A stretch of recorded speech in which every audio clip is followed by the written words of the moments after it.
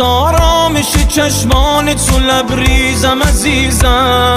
دریا دریا از این عشق پرآواز به پای تو بریزم. تو لب تر کنی من شاعر چشمان تو میشم، فقط یار تو میشم، گرفتار تو میشم. لب تر کنی من شاعر چشمان تو میشم، فقط یار تو میشم، گرفتار تو میشم. خوش به حالم که یار اومده، باز اومده، میخواد محرم و یارم بشه، همه کس و کارم بشه، دل بیقرارم بشه. وقتی این عشق باز اومده تا اومده، میخواد خون خرابم کنه، از عشق تو آبم کنه، میخواد شکارم کنه.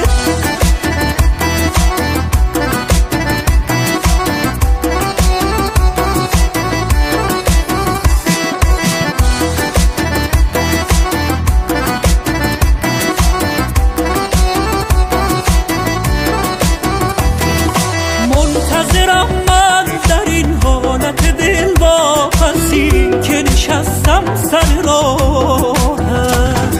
منتظرم من که باید تو به دادم برسی، وای از آن چشم سیاهت.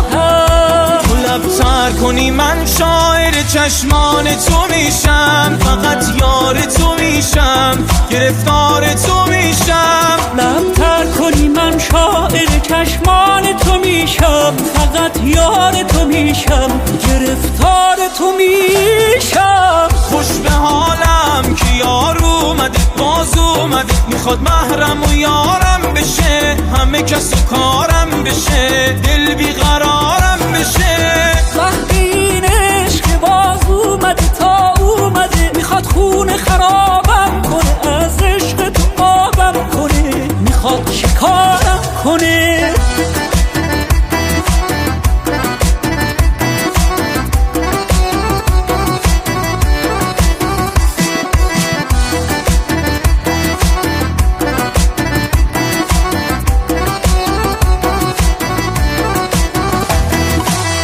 حمید هیراند، راغب